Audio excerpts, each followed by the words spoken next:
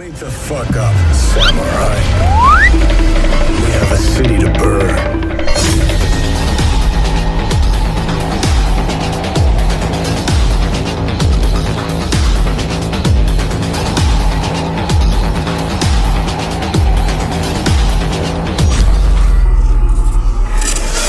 Before we dive in, let me make a quick apology. CD Projekt Red wouldn't allow us to use our own recorded gameplay for this review. So unlike a typical IGN review, what you're going to see while I talk about Cyberpunk 2077 isn't entirely representative of what I experienced when I played. But that restriction is only temporary, so when it comes out, we'll publish a new version of this review with our own footage to show you exactly what I'm talking about. Also, keep in mind that we haven't gotten to touch the PlayStation or Xbox versions yet, so what I'm talking about here is specifically the PC version of Cyberpunk 2077, which I played on a GeForce RTX 3080 GPU. And now, on to the review. The quality of an open-world RPG often isn't defined by the strength of its main story, but the side missions around it. With Cyberpunk 2077, CD Projekt Red has built an entire game around that philosophy. Apart from its surprisingly short, but utterly compelling central questline, the vast majority of what you can do in Night City is entirely optional, but still extremely impactful. This more free-form structure isn't without its faults, including loads of distracting bugs, but the strength of the missions themselves and the broad and interesting choices you have within them make Cyberpunk 2077 one of the most exciting RPGs I've played in recent years.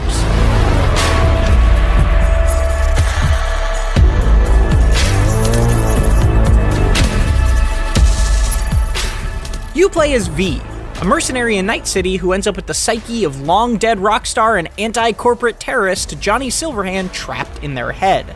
Yes, that's Keanu Reeves, though his performance is actually a bit stiff relative to the rest of the excellent cast.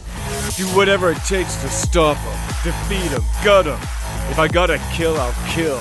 But Johnny's confrontational relationship with V is wonderfully tense, acting as the anchor of the whole story. Cyberpunk 2077's opening hours do an incredible job of getting you invested in their struggle, and then Night City's sprawling map opens wide. If most game structures look like a redwood tree with a tall trunk that has paths branching off as you go higher, Cyberpunk 2077 is more like a large bush. You don't have to go far to have dozens of tangled branches within reach. Night City is so dense, diverse, and consistently beautiful that there are opportunities to stumble upon unexpected sights and missions all the time. The scope is simply stunning, from the massive skyscrapers to the immaculately detailed in-world advertisements that are plastered all over them. Cyberpunk 2077 feels like an RPG through and through. It's full of rich, beautifully presented conversations and an almost mind-boggling amount of choice in dialogue, character builds, mission approach, and beyond. What's more, those choices can have a massive impact on both V's own story and the characters around them. I once made a suggestion to a character that later lost him his job. That decision altered every future interaction, and knowing that someone else might have a very different relationship with him made my playthrough feel more personal. Similarly, I was shocked to discover one of my favorite missions early on wasn't even offered to another player because of a single decision we made differently. Realizations like this quickly became a common occurrence. The missions themselves are also largely delightful. My favorites range from infiltrating an extravagant parade to a series of detective missions where you actually need to collect evidence on your own, to a deeply touching scuba diving mission, all the way to befriending a sentient vending machine.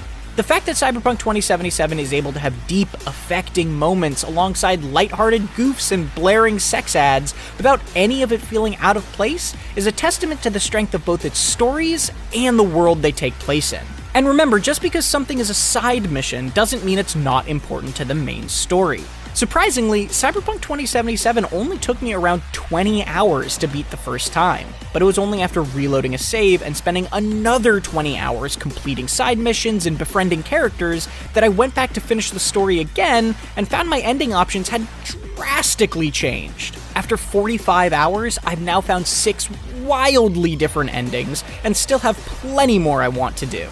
While this freeform structure is impressive, it did create a false sense that I was failing to make progress at times. 3 percentages relating to different aspects of V's journey are presented like progress trackers in the menu, but they don't actually function that way, making them frustratingly misleading. Regardless, the openness of Cyberpunk 2077 is pretty remarkable. Beyond the big story decisions, you also get the good old-fashioned choice of how to kill, or politely incapacitate, your enemies. There are no character classes here. Instead, you invest points into 5 primary attributes, and then into perks within each of those. For example, if you're planning to go stealthy, the cool attribute can make enemies slower to detect you, and its stealth perk page is full of additional boons like increased crouched movement speed or unlocking an aerial takedown. Perks will also naturally improve as you use them, making this system wonderfully flexible. Combat opens up gradually as well. While I didn't love the gunplay initially, I eventually found unique weaponry and clever cybernetic augmentations that elevated it above simple pointing and shooting. Some guns can charge up and shoot through walls, while others fire bullets that seek out enemies, and cool iconic weapons add unique twists with flashy looks. Add in cyberware that lets you slow time, double jump, and more, and it's just a matter of time before you find some custom combination that clicks. It never becomes the most complex dance, especially with stuff like the fairly mashy melee options, but it's one that I felt I had complete control over choreographing. Of course, my V's policy was always to try sneaking before going loud. Similar to combat, stealth isn't much deeper than crouch walking out of sight, but planning my route and using quick hacks to do things like blind guards can be an engaging and fun puzzle. Like in a Deus Ex game, I was able to complete some missions without ever drawing a weapon, which is rewarding in a different way than cutting off someone's head with mantis blades. When things do get loud though, a special commendation needs to be given to Cyberpunk 2077's music. The soundtrack is fantastic throughout, but the combat music stands out, driving the pace of fights directly. So we have to talk bugs now. I've only been able to play the PC version so far, but even so, the frequency of bugs was a frustrating nuisance. It's nothing game-breaking, but hardly an hour has gone by without something going awry, and performance is only okay even with very high-end hardware. That makes me especially worried for what last-gen console versions might be like.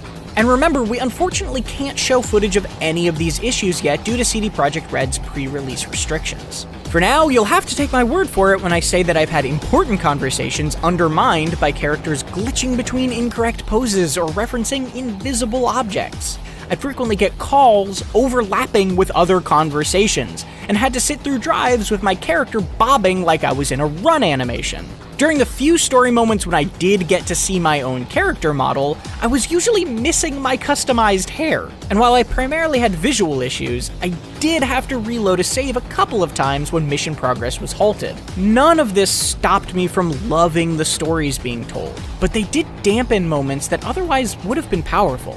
A Day 1 patch is expected, as well as likely many others after that, but CDPR has indicated it will focus on stability and performance, which isn't what gave me the most trouble. To be fair, its exceptional support of The Witcher 3 gives me faith that a lot of these issues could be sorted out with enough time, but right now, it can be a bit of a mess.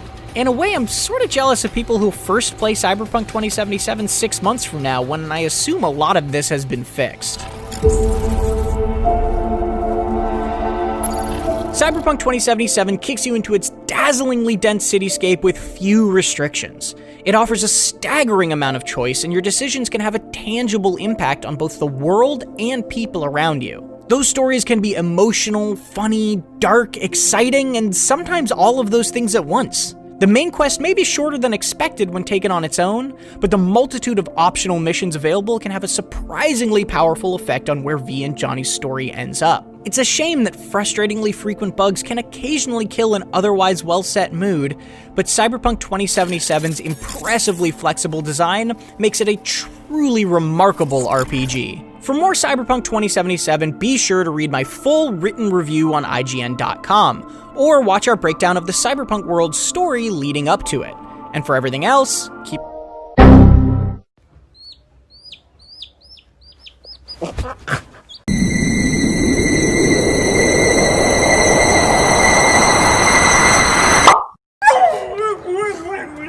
What? Hi. Oh my god. Diggy.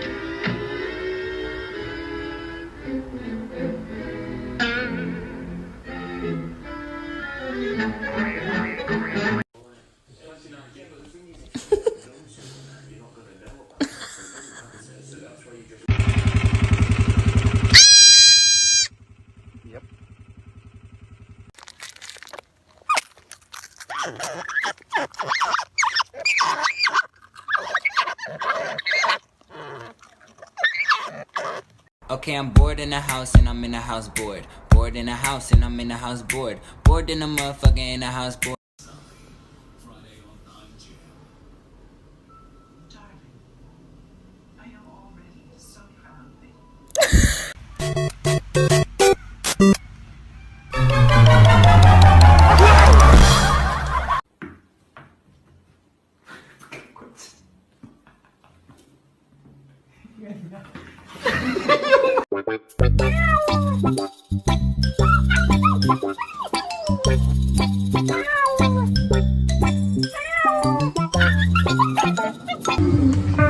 Hate high school.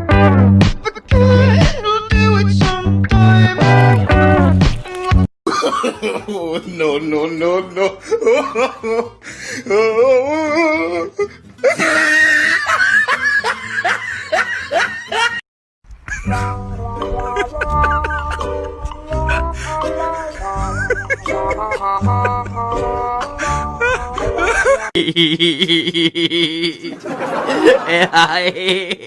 Ayan, makita.